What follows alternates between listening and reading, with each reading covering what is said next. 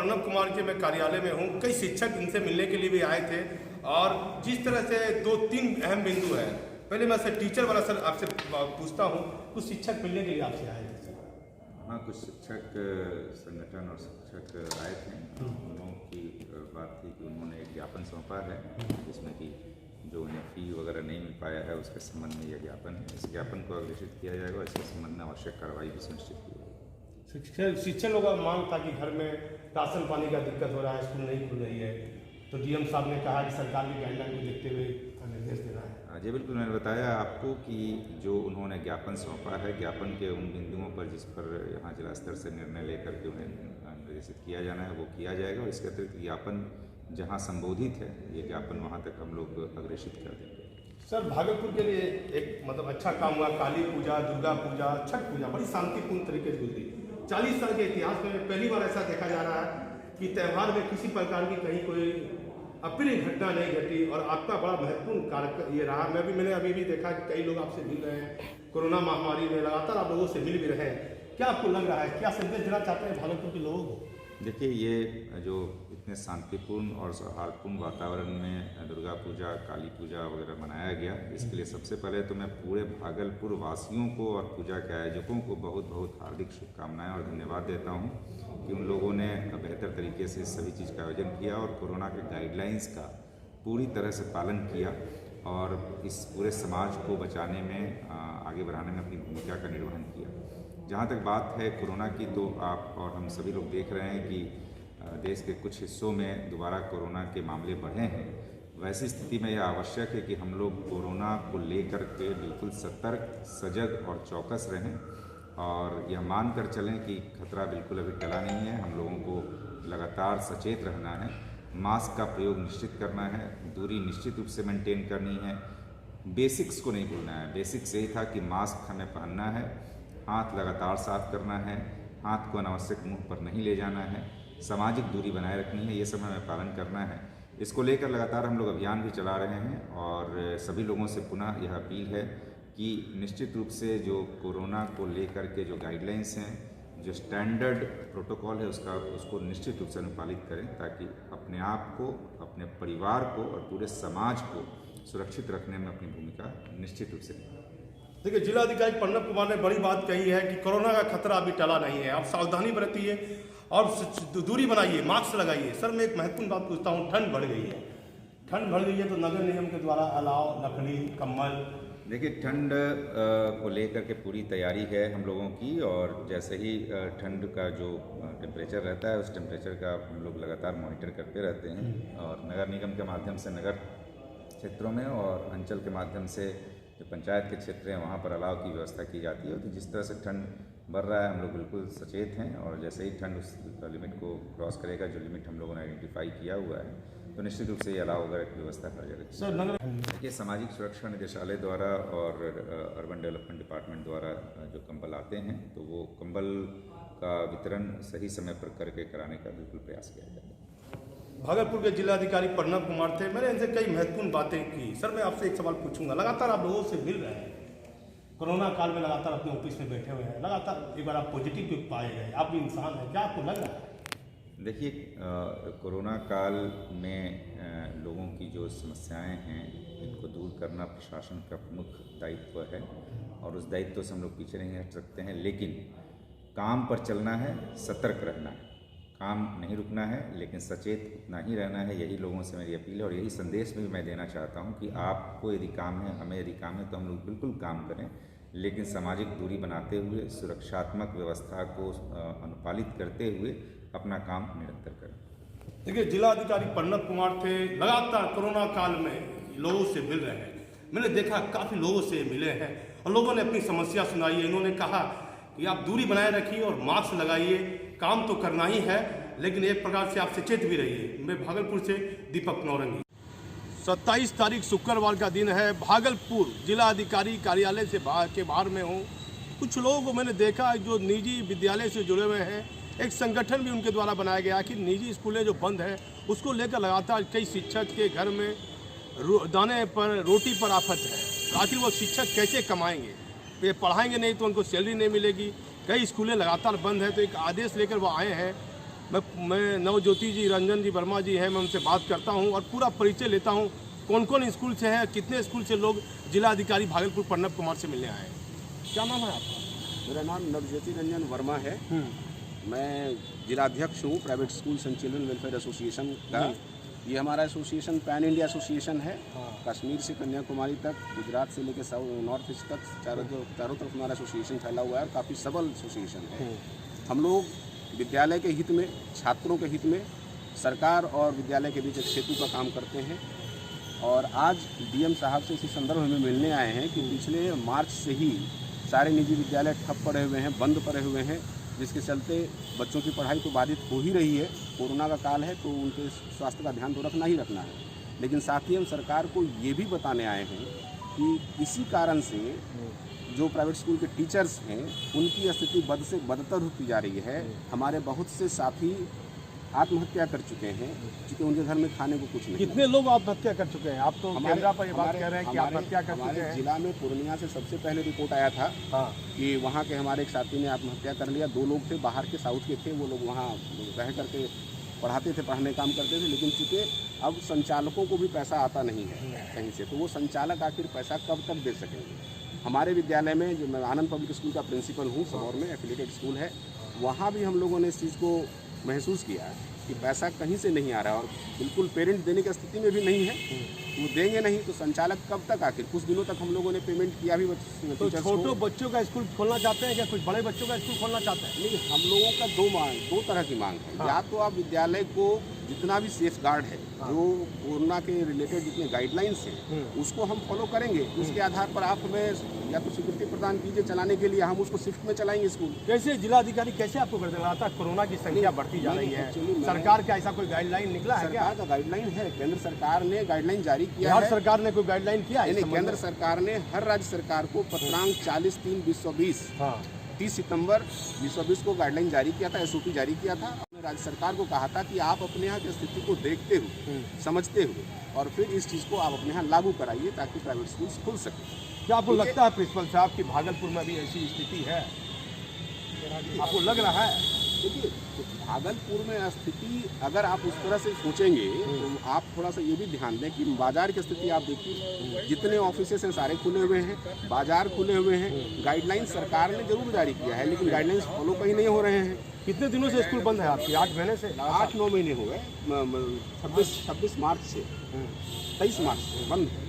तो स्थिति भयावह हो गई है। अगर मान लीजिए सरकार को, ठीक है, मैं ये नहीं चाहता हूँ कि बच्चों में ये इसका कोरोना फैले, वो हमारे आगे भविष्य के ये हैं, लेकिन सरकार को ये सोचना चाहिए कि ठीक है, वहाँ के जो टीचर्स हैं उनकी स्थिति बदतर हो रही है तो हम कुछ न कुछ उनके लिए आर्थिक पैकेज भी तो देते हैं ताकि वो शिक्षक जहाँ 10-20 हज़ार कमाते थे, 5 हज़ार भी अगर उनको मिलता है तो वो अपने घर में अपने बच्चों का लालन पालन भी तो कर सकते हैं। वो भी इस देश के नागरिक हैं, उनका भी तो मूलभूत अधिकार कुछ बनता है और सरकार को देखना चाहिए, उनको सरकार की रिस्पॉन्सिबिलिटी बनती है। पूरा नाम क्या लिखते हैं? मेरा नाम नवज्योति रंजन वर्मा है। देखिए, नवज्योति वर्मा जी ने अच्छी बात कही है। यदि स्कूल नहीं खुल रही है तो शिक्षकों का घर का दाना पानी, राशन पानी कैसे चलेगा?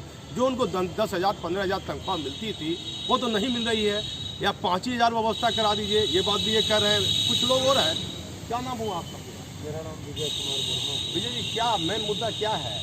जी, मैं एसोसिएशन की ओर से आज जिला पदाधिकारी के माध्यम से बिहार के राज्यपाल को यह सूचित करना चाह रहा हूँ कि केंद्र सरकार के द्वारा जो जारी किया गया गाइडलाइन है, उस गाइडलाइन को पढ़ते हुए आप प्रत्येक जिला को निर्देशित करें कि किस प्रकार से निजी विद्यालय के शिक्षक जीवित रह सकते हैं, या फिर व्यवस्था भी निजी विद्यालय की है वह कैसे रह सकती है, उसके बैंक लोन हैं, विभिन्न प्रकार के टैक्सेस हैं, उसका भरपाई कहाँ से होगा, इस पर विचार करने की ज़रूरत है। क्योंकि पिछले 9 महीने से विद्यालय बंद है, शिक्षकों को पूर्ण रूपेण कहा जाता है कि वेतन नहीं मिल रहा है, खाने के लाले पड़ गए हैं।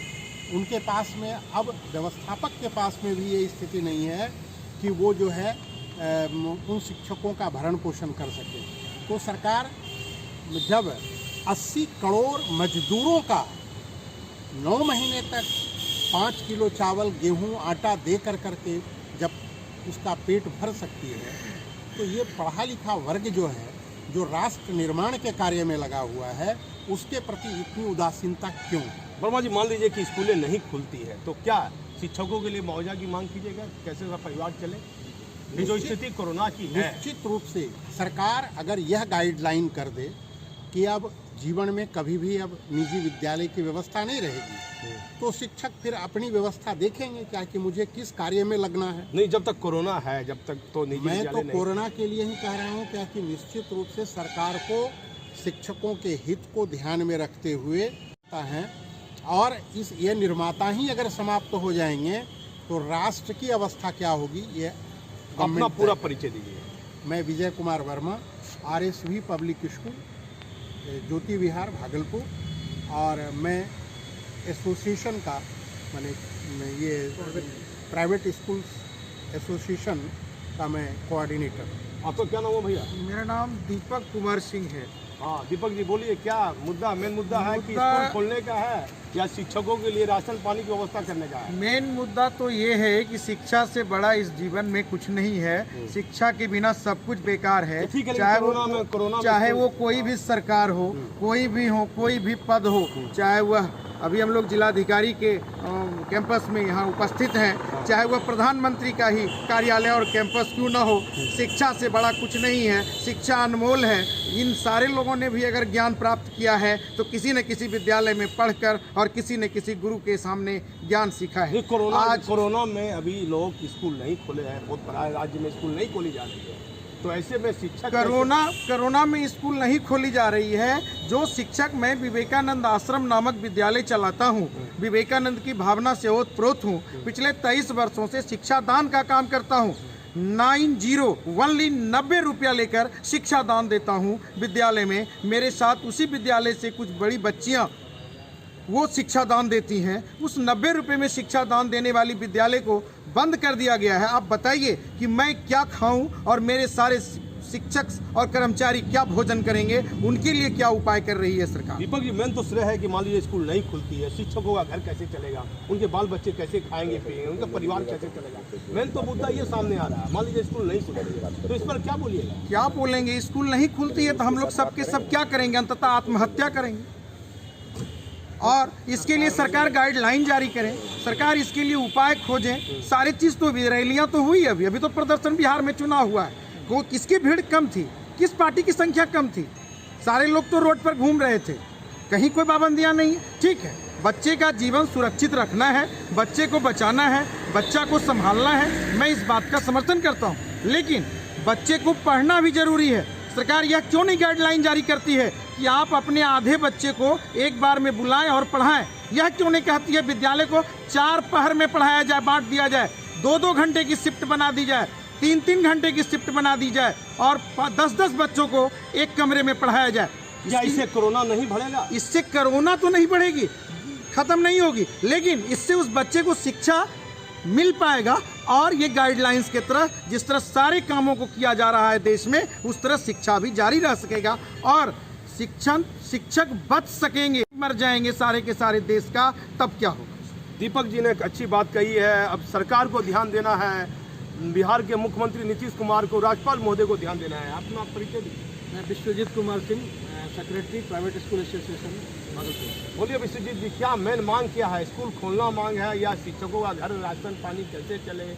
मान लीजिए कोरोना की जो स्थिति है, कोरोना की संख्या बढ़ रही है, तो ऐसी स्थिति में तो स्कूल नहीं खुल सकता है। जी, सबसे पहली बात है कि आज देश में जो कोरोना का लहर चला हुआ है तो उससे सारे लोग परिपूर्ण है, सारे लोग इस चीज़ को जान रहे हैं और सारे लोग पूरी तरह से सुरक्षित अपने आप को रखे हुए हैं। और आज हर गार्जियन, हर अभिभावक अपने बच्चे को सुरक्षित रख रहा है और हर आदमी को यह पता है कि कोरोना से कैसे बचाव किया जाता है। तो सबसे पहली बात है कि जो गाइडलाइन सरकार के द्वारा दिया गया है, उस गाइडलाइन को हम सभी फॉलो कर रहे हैं। आज सभी लोग मास्क लगा रहे हैं, सैनिटाइजर का यूज़ कर रहे हैं, या फिर आज बहुत सारे चैनल्स आए हुए हैं जो सारे स्कूलों में लगे हुए हैं। तो हमारे स्कूल के कई सारे संस्थापकों ने बहुत सारे कोरोना के उपाय को रखा है। मेरा मकसद है, आप वो लंबा लेके नहीं, छोटी बात पे बात बताइए एक लाइन में, स्कूल खोलना मकसद है, स्कूल मान लीजिए नहीं खुलती है तो शिक्षकों का घर का राशन पानी कैसे चलेगा? ये सबसे बड़ी समस्या अभी है कि हमारे जो शिक्षक हैं उनके लिए बहुत बड़ा ये एक समस्या बन के आया है। तो मैं सरकार से यह आग्रह करूंगा कि स्कूल को एक गाइडलाइन दिया जाए और एक निश्चित समय दिया जाए ताकि उस समय पे हम लोग स्कूल खोल सकें और हम सभी गाइडलाइंस को फॉलो करें। फिर एक व्यक्ति और है, अंतिम व्यक्ति बात में, आप टीचर हैं? शिक्षक है। क्या नाम है आपका? सुजीत कुमार झा। क्या सुजीत जी क्या बोलना चाहते हैं? बोलना ये चाहते हैं कि इस संदर्भ में हमने पीएमओ में भी ये शिकायत दर्ज की थी कि शिक्षक भविष्य निर्माता है, आज के युवा के देश के भविष्य निर्माता है और आप सबके लिए फंड जारी करते हैं। पीएम केयर में भी अथाह की बात देखिए कीजिए, कोरोना की स्थिति गंभीर है, मान लीजिए स्कूल नहीं खुलती है तो टीचर का घर कैसे चलेगा? इस मुद्दे को बात कीजिए। तो वही मैं कह रहा हूँ, तो आप जब सबके लिए फंड देते हैं तो आप हमारे लिए भी फंड निर्गत कीजिए। जो गरीब असहाय शिक्षक हैं जिनका सिर्फ वो कमाना था और फिर घर चलाना था, आज वो तो सड़क पे आ गए हैं। सभी एपीएल में है, कोई बीपीएल में नहीं। सरकार से क्या मांग? सरकार से हम लोग के संदर्भ में कोई एक फंड का की योजना जरूर होनी चाहिए और हम लोगों के लिए फंड रिलीज किया जाए। और आप प्रबंधन के लिए भी कुछ नहीं है, आरटीई के तहत जो पैसा था वो नहीं आया है, ट्रांसपोर्ट का बिल देना पड़ रहा है लेकिन फिर भी कोई रियायत किसी में नहीं है। क्या नाम है आपका? सुजीत कुमार झा, मैं जिला सचिव कांग्रेस भी हूँ। आप लोग जो 5 आदमी आए हैं कितने स्कूल से आए मैं हैं? आपको एक नटसेल बता दूं, मेरा जितना भागलपुर जितने स्कूल्स हैं सारे स्कूल्स मेरे एसोसिएशन के अंदर हैं, सारे लोग हैं। लेकिन कई हम गार्जियन सोचते हम हैं कि लोगों को- अपने छोटे छोटे बच्चों के लिए स्कूल बच्चे ना जाएं, बहुत गार्जियन की ये सोच है, विचार है। ऐसी स्थिति में कैसे स्कूल आप खोलिएगा? उनका जो सोच है वो अपनी जगह सही है, हाँ। लेकिन एक चीज़ आप मानिए कि स्कूल्स जो होते हैं और खासकर प्राइवेट स्कूल्स जो होते हैं वहाँ पर किसी भी रूल को बहुत अच्छे से फॉलो कराया जाता है। हम लोग डिसिप्लिन के लिए माने जाते हैं। तो जब सारे बाजार खुले हुए हैं जहाँ कोई डिसिप्लिन नहीं है, जहाँ किसी तरह का कोई पाबंदी लोग फॉलो नहीं कर रहे हैं, वहाँ आप खोल रहे हैं, आपको चिंता नहीं हो रही है। और जहाँ पर डिसिप्लिन फॉलो होता है आप शिफ्ट में कर दीजिए उसको, 2-3 शिफ्ट। फिर प्रिंसिपल साहब मैं अपने मुद्दे पर आता हूँ। मान लीजिए स्कूल नहीं खुलती है तो टीचर के लिए, शिक्षक के लिए आप क्या मांग करना? हम लोग 2 तरह, एक तो विद्यार्थियों का भला हो, इसके लिए सरकार कोशिश करे, हम पूर्ण सहयोग के लिए तैयार हैं, शिफ्ट में स्कूल चलाएंगे ताकि बच्चे पढ़ भी सकें। और दूसरी, अगर ऐसी स्थिति सरकार को बिल्कुल नहीं लग रही है तो कम से कम सरकार इस भावना से उत्प्रोत होकर के कि हम भी इसी देश के नागरिक हैं, हमारा भी बच्चा है, हमारे भी घर परिवार के लोग हैं, तो उनके पालन पोषण के लिए, जैसे इतने मजदूरों के लिए आपने काम किया, इनकी संख्या तो कम है उसके मुकाबले, तो आप कुछ ही राशि इन लोगों के लिए निर्गत करें, हम टीचर्स के लिए निर्गत करें ताकि हम भी अपने परिवार। जिलाधिकारी से इस संबंध में भी मिलने? जिलाधिकारी से मैं मिलने आया हूँ। ये पत्र एक्चुअली हम लोगों ने राज्यपाल महोदय को लिखा है, राज्यपाल महोदय, और ये जिलाधिकारी के माध्यम से राज्यपाल तक जाना है। ये पूरे बिहार में ये काम हो रहा है, हर जिला में लोग। देखिए कई लोग हैं जो जिलाधिकारी महोदय भागलपुर से मिलने के लिए आए हैं, इनकी मांग जायज़ है कि शिक्षकों का घर कैसे चलेगा। मेन अहम मुद्दा ये है, कोई भी अपने बच्चों को आज के समय कोरोना महामारी में स्कूल नहीं भेजना चाहेगा, लेकिन सरकार को ध्यान देना चाहिए। जो अभी ठंड का मौसम लगातार बढ़ रहा है, कई आदमी की अपनी ज़रूरतें हैं, शिक्षक पढ़ाई छोड़कर क्या काम करेंगे, किसी यहाँ नौकरी तो कर नहीं सकते हैं। ऐसी स्थिति में सरकार को के लिए ये बिंदु अहम है, इस पर भी ध्यान देने की आवश्यकता है। मैं जिलाधिकारी के कैंपस से भागलपुर से दीपक लौरे।